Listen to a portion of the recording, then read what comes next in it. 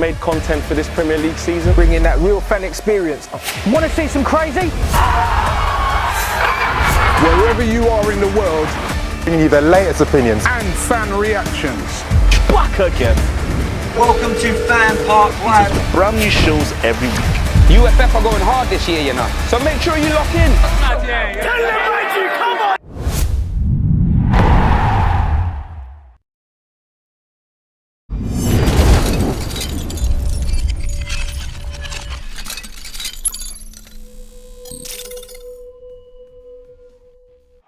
Real fan opinions brought to you by Wash and Go. Hello and welcome back to FanPark Live. I'm Terry Flewis from the Football Terrace. Arsenal 2, Watford and their lack of cojones 0 today, and Lacazette has come up trumps again. He may not get his name on the score sheet as things stand, but influential in both goals. One of the very best strikers in world football, is flying now under Unai Emery. Arsenal and those green shoots of hope are appearing more and more. This must be a positive sign for Arsenal fans. I want to hear from you on 0203 606 0315. Give us a call. Let us know your thoughts and feelings on, as I say, this progression under your new manager in the new direction that you're going in. I'm joined by my man Devo, resident Gooner. Yep. How did it feel to get? Was it your sixth win on the bounce in all competitions? Bounce, yeah. Is it six or six, seven? maybe seven? So it's a lot of wins. I don't remember Arsenal winning this many games on the bounce in a long time. And you know the best part of it as well is that we haven't clicked fully yet. So we are literally finding our legs, but we are grinding out results. Yep. And you know, once Emery's, you can see week by week they're getting used to his philosophy. They're getting used to the way he wants to play. Yep. Once we do get that on board, hopefully you'll start to see the performances match the results. Right now, I couldn't give a damn. We're winning. At the end of the day, that's it. Yeah. We're winning. And long may that continue. And is the game finished now? We still on? Is it still going? It's still just going on as we speak. This will be 2 clean sheets on the bounce in the league as well, which is very important. So, and both goalies get to share that as well. Leno coming on and making his debut, which is great. I still don't trust Leno fully.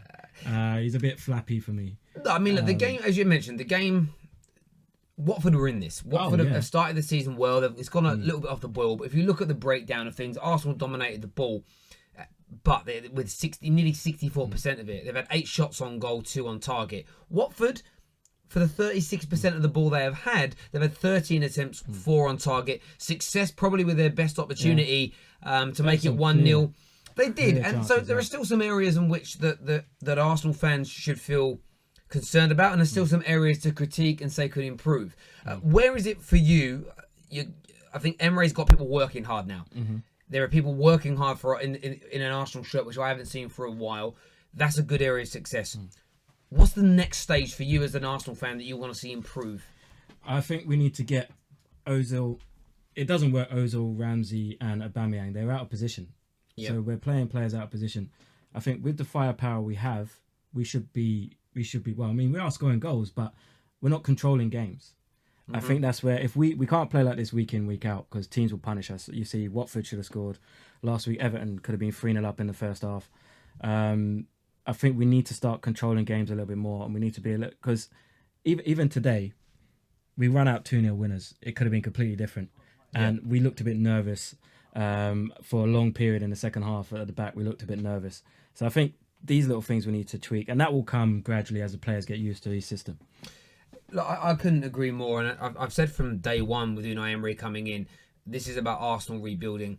It was never going to be an overnight success. This is very different from teams like, say, Chelsea, that are used to having the recycling of managers with a squad of players that have won major trophies over the last 5 years. I think for them, they're already a step ahead, and you know what, in 2 years' time at Chelsea, there'll be another manager crisis, there'll be another dip. A new guy will come in and we'll see a resurgence again. Where I think Arsenal want to try and create something different. Maybe not a 25 year tenure of a manager, but certainly someone that's there for 5, 6, 7 years.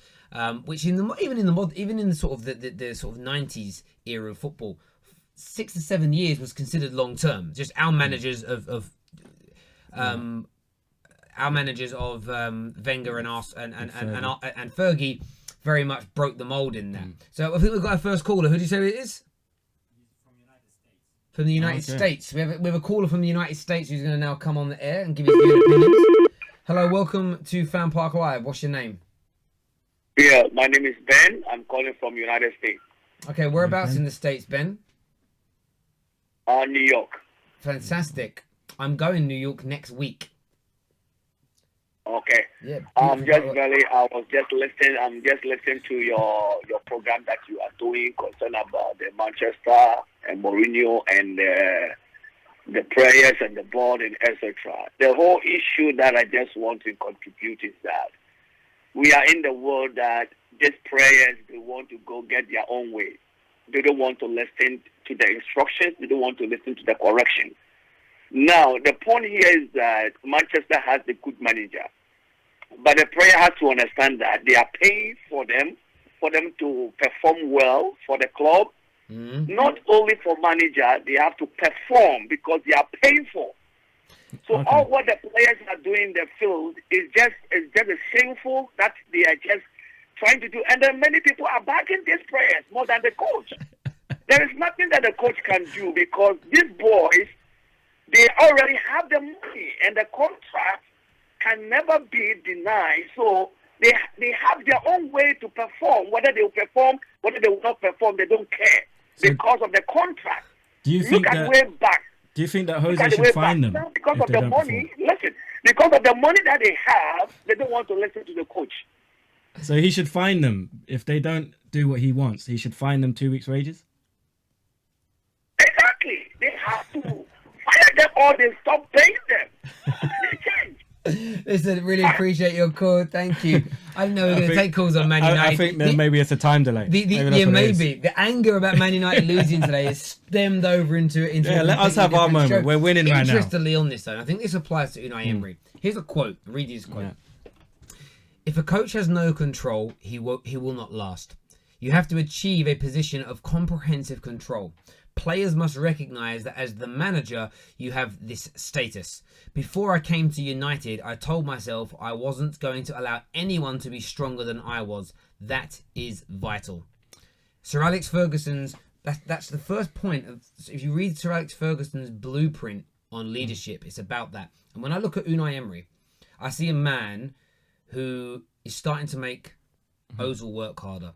He is starting to mould the team in his way. And what I like and what I see from the attitude of players and what's going on at the club, the way Arsenal is structuring itself again, and there has been a restructure. They did it over the course of last year with directors of football. Obviously, Kroenke's son coming in and doing bits and pieces. But they are giving Unai Emery complete control over the squad. And that means he picks his team, he picks his tactics. They want it to be sort of a progressive style of football, but that's his tactics.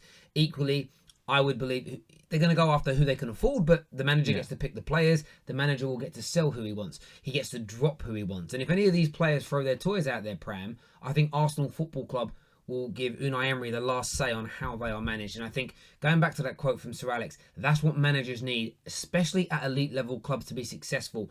Okay, yep, you don't get full control anymore. You don't run the boardroom. You don't run everything like Fergie and Arsene Wenger used to. But what you do need is complete 100% control over the goings-on of that squad, especially the discipline area. Because like that caller just alluded to with Man United, when you've got players that want to down tools and not work hard, if Unai Emery was allowed some of the Arsenal players to be as lazy as they were under Arsene Wenger, you wouldn't be seeing these results today. And I think you see that is one of our earlier games, one of the first 2 or 3 games where he subbed Ozil. Ozil never got subbed under Wenger. No matter what was happening, he never got subbed. He subbed Ozil, and that for me was an indication saying, right, well, if you're not going to do what I want, I don't care who you are, I'll drag you off. And you saw it today in the game. He pulled Ozil over at one point. He had a long conversation with him, telling him what he wanted from him, and Ozil's got back into the game a little bit more, and you saw he got the goal. So I think Emery is a bit more of a disciplinarian in that respect. I think Wenger had his points where he was a bit of a disciplinarian. It was all behind closed doors. He would never do it in public. He wouldn't have taken Ozil off just for the backlash that would come with that. Whereas Emery's like, right, this is how I want it. This is what I've got to do. You guys have to buy into this, or we're not going to progress. And I think that's the right way to be. Well, that's certainly what I've seen under what I saw with Wenger. I think as he become older, I think he just naturally became more laid back and lax, and that's noticeable in all industries. And anyone sitting here listening or watching, if you work with, older people, they become a bit like that. They lose that same fight, that same hunger. They become more mellow with age, and I think that goes across all sports and all industries. But the one thing that you've seen now under Unai Emery is people working harder and you're fitter and stronger. And I think an Arsenal team, in the games you've mentioned earlier, so struggling at times against Everton and also today against Watford, they had their opportunities.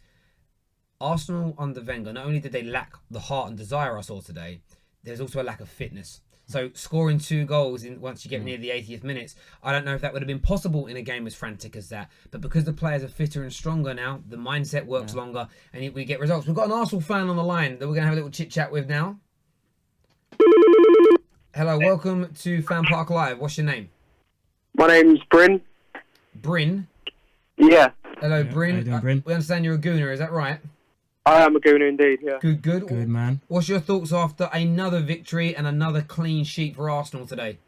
I think Danny Welbeck and Iwobi changed the game when they come on, to be honest. Yeah. I thought they brought width into the game, and I thought really they changed it up. I mean, Iwobi's cross for the first goal. He was putting pressure down the wings, and I mean, he'd done his job, really. I'd agree with that. And I think Iwobi... Sorry, mate. I think Iwobi has been great under Emery. I think he's looked confident. He looks fresh. He looks fit. And I think in every game he's played, generally, he's looked very good this season. Yeah, I think the first half they were putting a lot of pressure on us, and the majority of the second half they were putting pressure on us. But I reckon last season under Wenger, I reckon we'd have crumbled. I reckon we might have lost that, But I think Emery's got more discipline in the team. I think he's got it more sorted, and I just think we're playing better under him. Yeah. Also, I think it's a mentality thing as well. I think because the players know Emery's gonna. Something I noticed. It was obviously it's a Carabao Cup, but I noticed Mkhitaryan was getting done on the wings a lot, and we was getting a lot of pressure on our right back. And he made that change. He took Smith Rowe off, put Mkhitaryan in the middle, and pulled Welbeck over to the right, and gave the right back protection. Wenger would have never done that. I was a big fan of Wenger, but tactical changes and making changes early in games is something he never did. He just let it play out. Very true. And do you know what I think as well? The majority of Arsenal fans that are doing this deserve such respect as well, because some of the changes that I see Unai Emery make would be considered, like you just did there, more defensive. It's to protect people. Yeah. We're going to pull a star player off who's an attacker, and we're going to change the system to ensure we get the results needed. There are other clubs in the Premier League, namely mine, where if the manager makes a tactical decision that's considered defensive to stop his team from conceding, there's all-out war. If it's a fan favourite that's pulled off, i.e. an Ozil in your situation, Arsenal fans are saying, no, this is their manager, we're going to respect him, we're going to let him make the decisions. And I think the board giving him that power and control, and you as supporters being respectful and understanding that the manager deserves to be given that level of respect. You're not questioning every move he's making, every decision he's making. You're backing him. That will feed into him. You get that in the atmosphere at the stadium. He will hear what's going on in the press. And I think Arsenal fans are playing a massive part in the rebuilding of their football club. Yeah. I also think it's nice to have a sub made before the 67th minute. So that's always nice. Very, very true. Listen, really appreciate your call, Brent. Enjoy your evening. Thanks, buddy. Thank you. I mean that, and I'm saying it sincerely. Sorry, mate.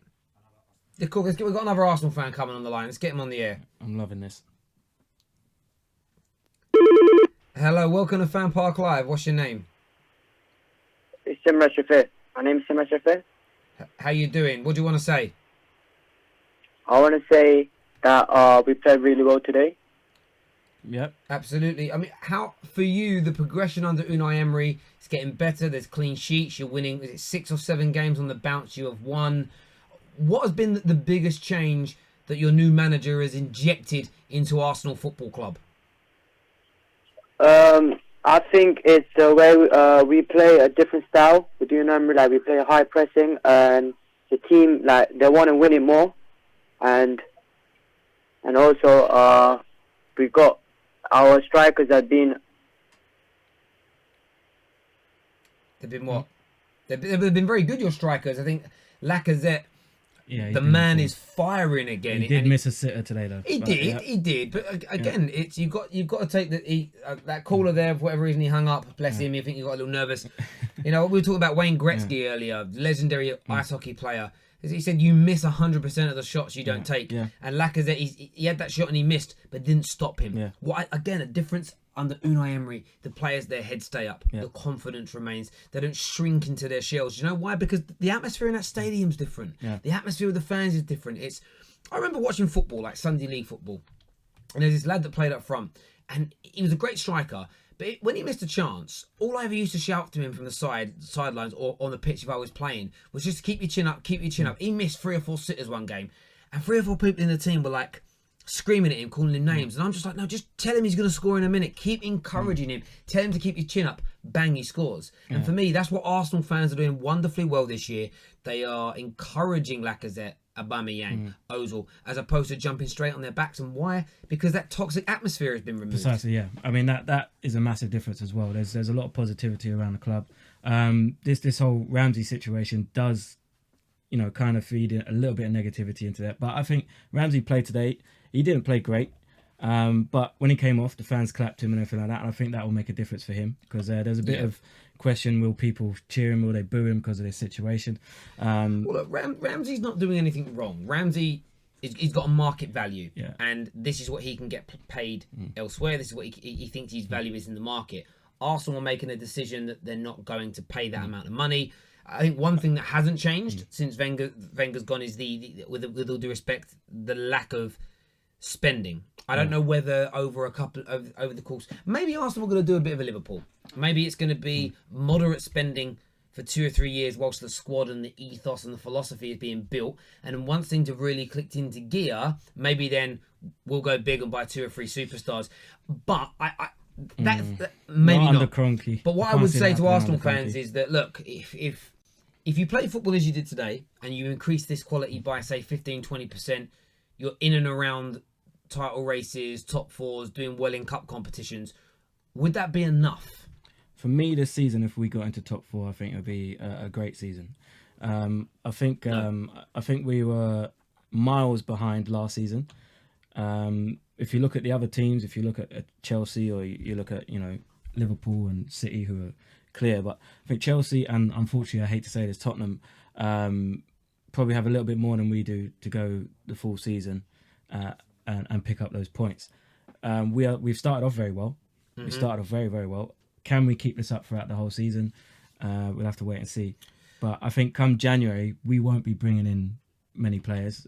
Anyone who thinks we could go out and spend money is deluded. I think whereas Chelsea and Spurs will probably strengthen in some way, we won't be able to do that. So I think getting in the top 4 this season would be a great season for us. Don't disregard that. Yeah, I think for the first start, absolutely. Another Arsenal fan on the line we're going to have a bit of a chit-chat with now.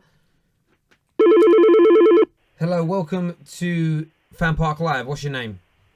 Yeah, my name is Mohamed Bakar. Hello, Mohamed. You're a gooner. What's on your mind? How are you feeling after another victory, another clean sheet, and another great performance from Lacazette?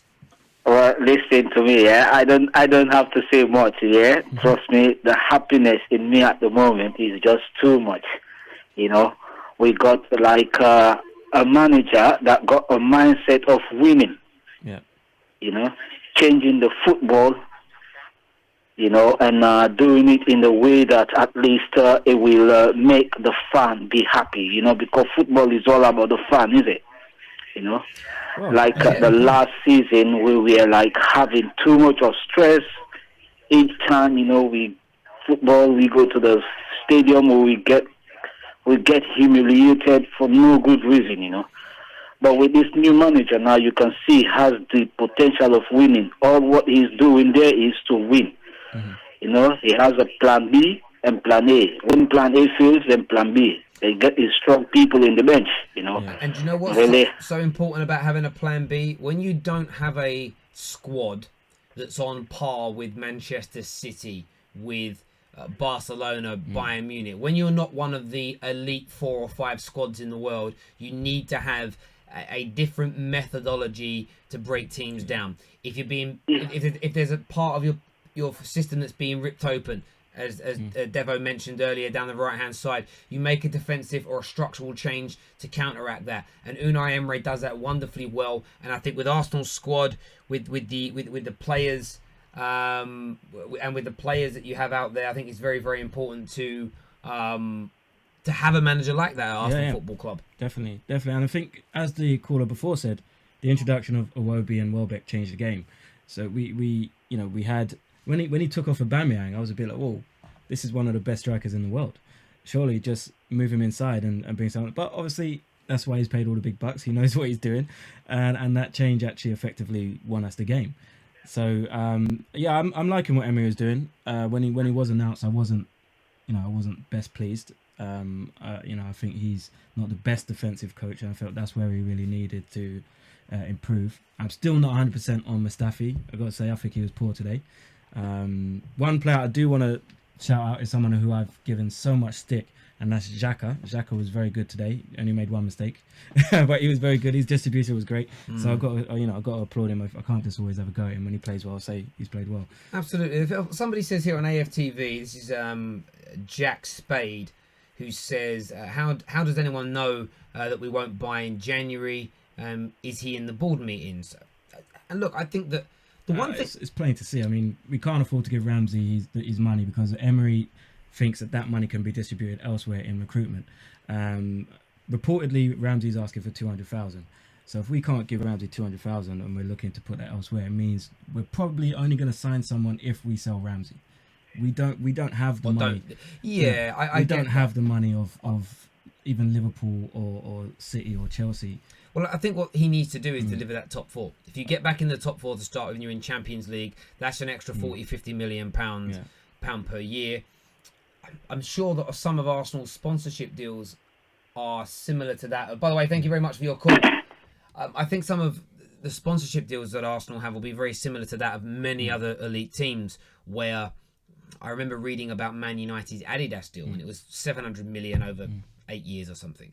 But it was a case of if you were out of the Champions League for like 2 seasons on the bounce, going into a third season, there was a reduction of, say, 25-30% of that money per season. So I think that the board are reluctant to go out and go big in case it doesn't pay off, because you can spend lots of money and then if your income drops dramatically, that puts you into a difficult position.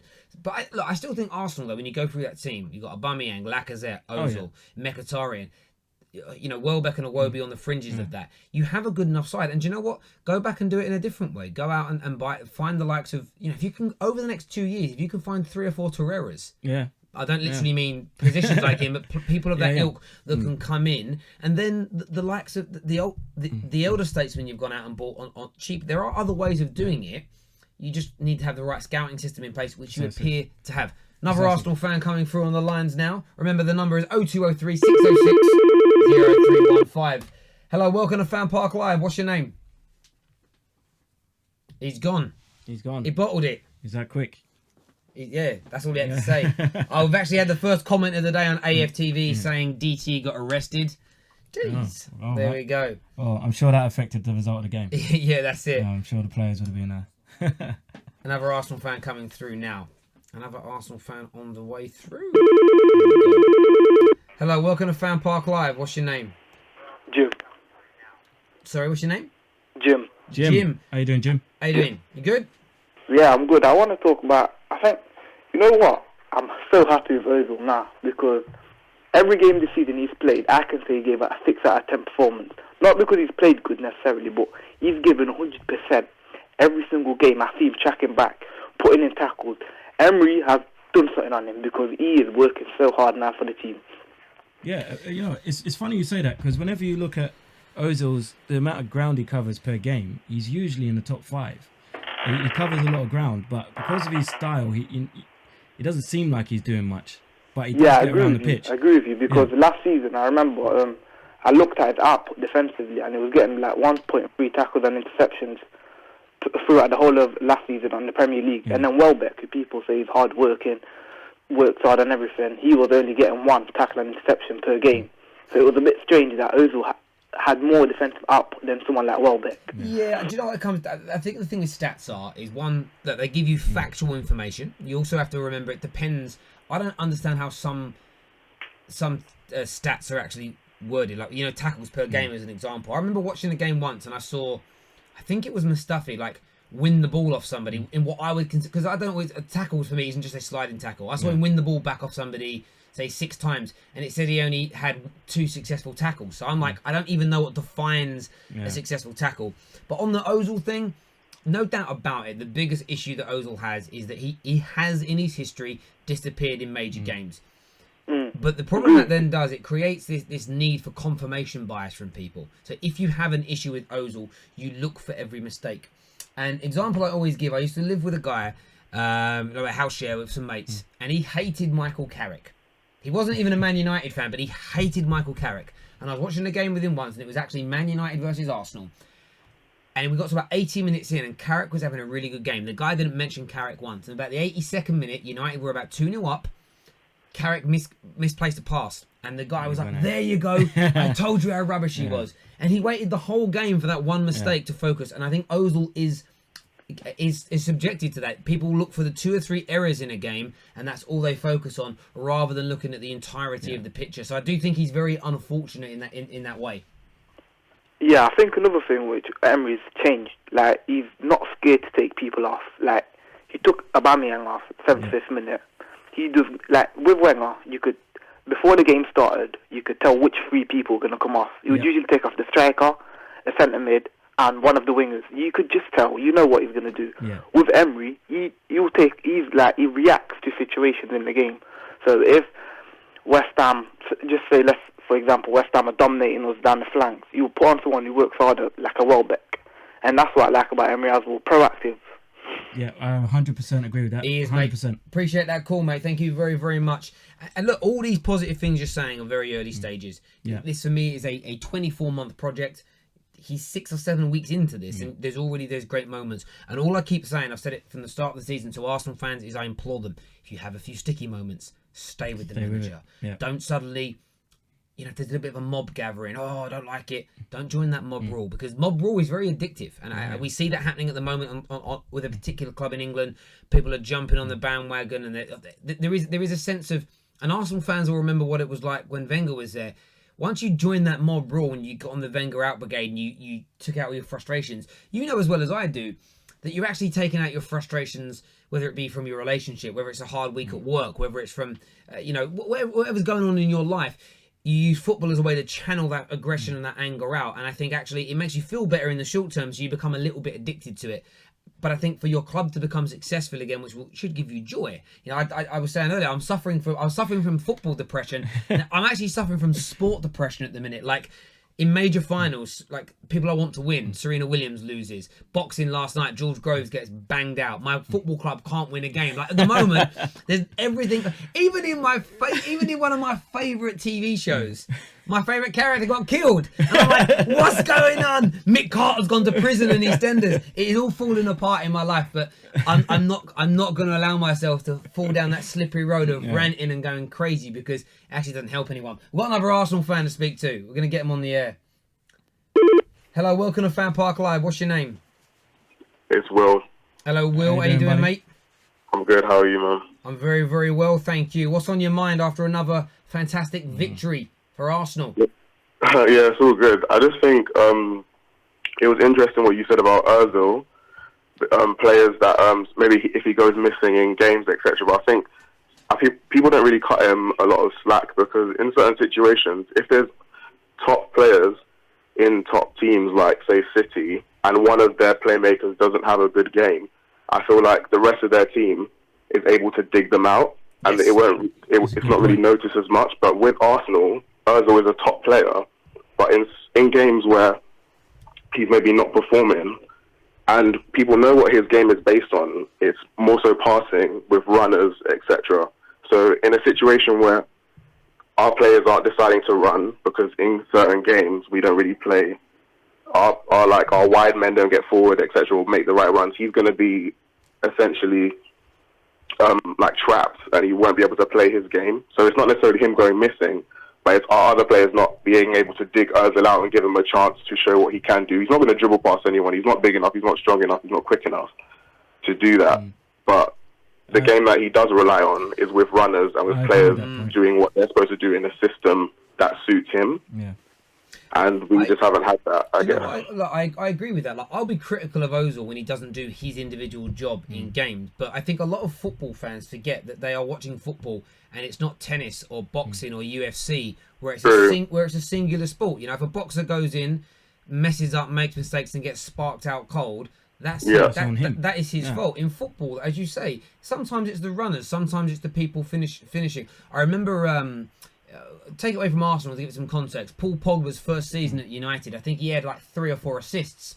But there was something like 15 chances. Ibrahimovic missed a lot of chances. Ibrahimovic must have missed about 8, and another player did, like sitters that Pogba set up. So statistically, he looked really poor, but it was because his teammates weren't finishing what he was creating. So people, and Ozil does suffer with that. I think the issue that we have, and I still think I say an issue, English watching football fans like hard work. Players like Ozil and Berbatov. They're not rated. They're not rated at all. Matt Letizier's and people that don't run around like workhorses. Sometimes they don't get the same, unless your team's winning. So Eric Cantona at Manchester United, if Cantona played the way he did, but in a much worse United team in, say, the 80s, I don't think he may not be regarded in the same way because he wasn't, as you say, he didn't sprint around. He wasn't that kind of... Maybe. I'm not slagging Cantona off. I think that if Ozil was playing in the 1998 Arsenal team or the Invincibles team, I think he'd be regarded as a maverick and a hero every day of the week. Yeah, true. I agree with that point. But even if you look at Ozil's stats, the good one was the World Cup, where he took a lot of stick for the World Cup, but he created more chances in that tournament than any other player.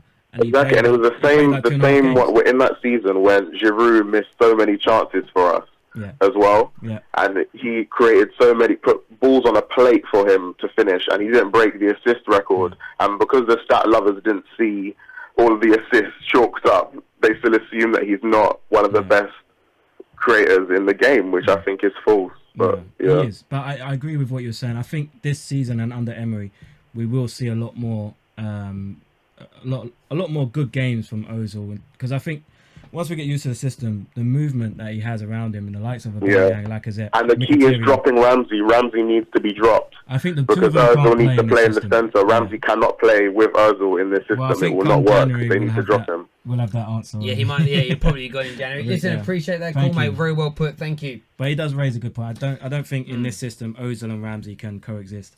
At the moment, he's trying to squeeze them in there together. I think sooner or later Ramsey's going to be phased out, which is a shame because we have to remember everything that Ozil's done for Ramsey's done for Arsenal. He's been a very good player for us. He scored more goals from midfield than any other Arsenal player. 2 FA Cup winning goals. But equally, you have to. Do you know what? Again, I always draw comparisons from my club. By the way, everyone, I've got a bet that's going on. Okay, through on BetBall today, and I put a bet on West Ham to beat Man United, Arsenal to beat Watford, Wolves to beat Southampton, City to beat Brighton, Spurs to beat Huddersfield. I put a £10 bet on. I will win £500 if Liverpool beat Chelsea. Should I cash out for £155 now, or should I see it through? I want you to leave your comments below and let me know what you think. See what I should do. And remember, if you do put bets on, you make sure you're over at the age of 18 and you bet responsibly. Bet responsibly. But always, but I can afford to lose £10. It's not going to change my life, but I'm tempted. But we will see. But look, you're right. What you can't do is let nostalgia take over. No. And I saw that a little bit. No, I didn't see that with Man United. It's about reinvesting as well. The likes of Scholes and Giggs, I put them to as paramount examples.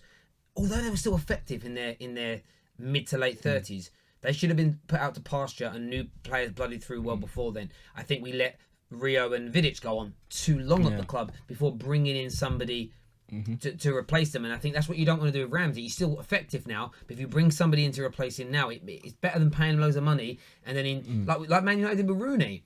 They give him a new contract and then he faded, but he was stuck on a big contract. But it was like, you never quite know with certain players when they're going to fade away. Final call of the day we're going to put on now. Remember, we are back at 5:30 after the 5:30 game between Chelsea and Liverpool. So make sure you tune in for that. Hello, welcome to FanPark Live. What's your name? Hello? Hello, what's your name, mate? My name is Manuel. Hello, mate. You a gooner? Emmanuel. Emmanuel, yes. Are you a gooner? Yeah. Lovely. What do you want to say, my friend? Final call of the night. Make it a good one. Yeah, I just wanted to talk about Rob Holding. I think he's gradually becoming one of the best defenders. I think he's going to push Mustafi out soon.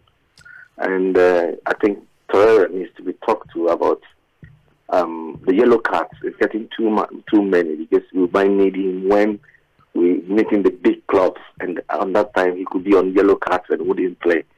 So he needs to be spoken to. And besides that, I think Aubameyang is very good when playing alongside Mkhitaryan, because I watched some clips when they were in Dortmund, and they were very good together. I think that's all I've got to say. Thanks. Yeah, mate, appreciate that. Thank you very, very much. Holding, Rob Holding, I really like Rob Holding, and it was a bit of a strange one on the Wenger, because he seemed to put him in, and he never really let us down. Remember, he was a very young defender coming in from Bolton, League One. Yeah. He never really let us down. I don't think he had the right person next to him to bring him through, but now every time he plays, he seems assured. He seems like he's getting a bit of form together, and I think gradually he will be first choice for us, possibly alongside Mustafi. I'm not Mustafi's biggest fan. I think he's a bit too rash to be a centre back. He makes some decisions and he just don't understand what's going on in his brain. But Holding, I think, is a very good centre back, and I think he will come through. The second point you made about Torreira, that's his game. We know what he's about.